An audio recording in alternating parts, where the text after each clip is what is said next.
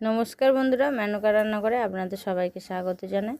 তো বন্ধুরা, আজকের আমি আবার একটা রেসিপি নিয়ে চলে এসেছি। চিংড়ি মাছ দিয়ে ফুলকপির তরকারি তো কীভাবে বানাচ্ছি আপনাদের সঙ্গে শেয়ার করছি।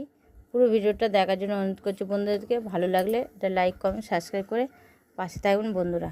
তো চলুন রেসিপিটা কীভাবে বানাই আপনাদের দেখাচ্ছি।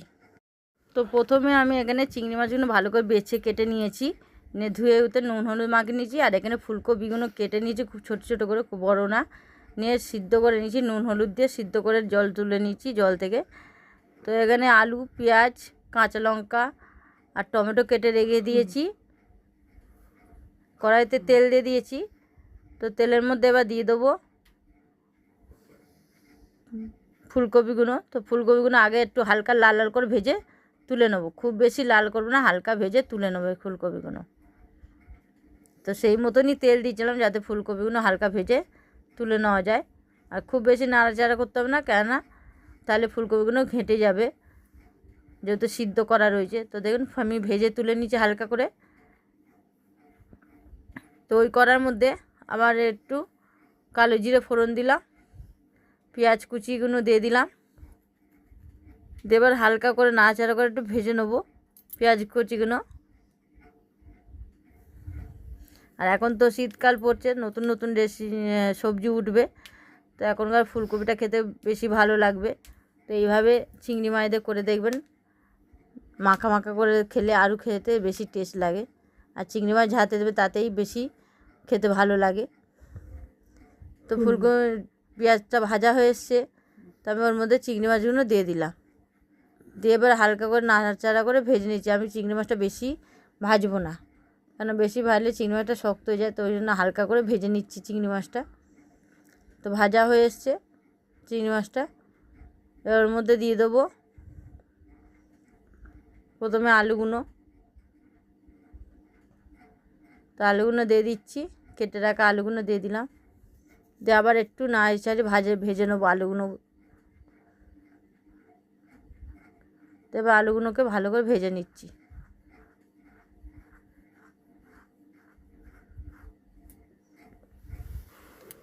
ওর মধ্যে এবার একটু নুন দিয়ে দিলাম, স্বাদ মতো নুন দিয়ে দিচ্ছি পুরো। টমেটোগুলো দিয়ে দিলাম, দিয়ে আবার একটু নাড়াচাড়া করে নিচ্ছি যাতে টমেটোটা একটু নরম হয়ে যায়। নুন দিয়ে দিলে এমনিতেই নরম হয়ে যাবে। তো সেই নুন দিয়ে একটু ভালো করে ভেজে নিচ্ছি।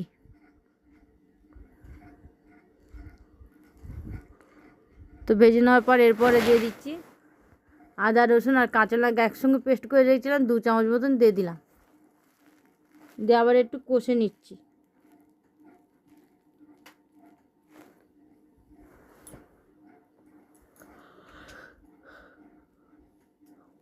ওতে দিয়ে দিলাম হলুদ গুঁড়ো 2 চামচ মতন, আর জিরে গুঁড়ো দিয়ে দিচ্ছি 2 চামচ মতন।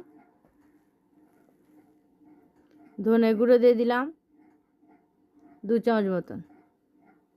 আর কাশ্মীর লঙ্কার গুঁড়ো দিয়ে দিচ্ছি 1 চামচ মতন দিয়ে দিলাম।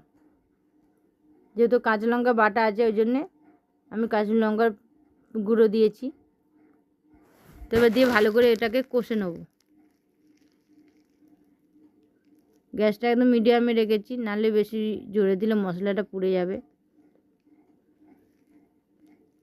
কম আঁচে দিয়ে এটাকে ভেজে নিতে, যত কম আঁচে ভাজবে তত টেস্ট হবে, ভালো হবে খেতে। তবে হালকা একটুখানি সামান্য জল দিয়ে আমি এটাকে কষে নেব। একটু ঢাকা দিয়ে দেবো, দিয়ে কষে নেব।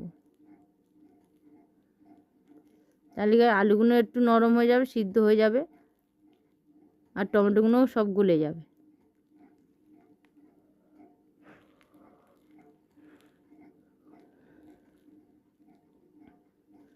তো ঢাকনা খুলে দিচ্ছি, দেখুন একদম জল টেনে নিচ্ছে, শুকনো শুকনো হয়ে গেছে। এবার ওর মধ্যে দিয়ে দেবো ফুলকপিগুলো, ভেজে রাখা ফুলকপিগুলো দিয়ে দিলাম। এবার উল্টে পাল্টে একটু নাড়িয়ে নেবো। তো এইভাবে ফুলকপিটা দিয়ে উল্টে পাল্টে নাড়িয়ে নিতে হবে। দিয়ে এবার যেমন ঝোল খাবেন, কি মাখা মাখা খাবেন, কষা কষা, ঠিক সেই মতন আপনারা জল দিয়ে দেবেন। এটা শুকনো শুকনো কষা কষা বেশি ভালো লাগবে। তা আমি একটু সামান্য রসা রসা রেখেছিলাম, সেই মতন আমি জল দিয়ে দিয়েছি। দিয়ে এবার এটাকে জল দিয়ে এবার ফুটিয়ে নেবো ভালো করে, আলুগুলো যাতে সিদ্ধ হয়ে যায়। তো এবার ঢাকা দিয়ে কিছুক্ষণ রান্না করে নিতে হবে।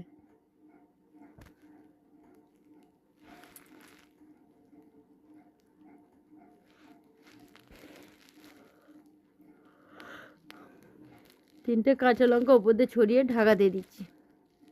তো যে সকল বন্ধুরা আমার ভিডিওটা দেখছো, নতুন নতুন বন্ধু হলে একটা সাবস্ক্রাইব করে পাশে থাকুন বন্ধুরা, যাতে নতুন নতুন রেসিপি আপনাদের সঙ্গে শেয়ার করতে পারি। তো দেখুন ঢাকনা খুলে দিচ্ছি, আমি একটু রসা রসা রেখেছিলাম, সেই জন্যে এর ওপর ধনেপাতা ছড়িয়ে এবার এটাকে নামিয়ে নেব। তো কেমন হচ্ছে বন্ধুরা কমেন্টে অবশ্যই জানিয়ে দেবেন, একটা লাইক করে দেবেন, অনেক অনেক শেয়ার করবেন, নতুন বন্ধু হলে সাবস্ক্রাইব করে পাশে থাকবেন। তো এখন কত না আবার এলাম, নতুন ভিডিও না আবার ফিরে আসবো। নমস্কার।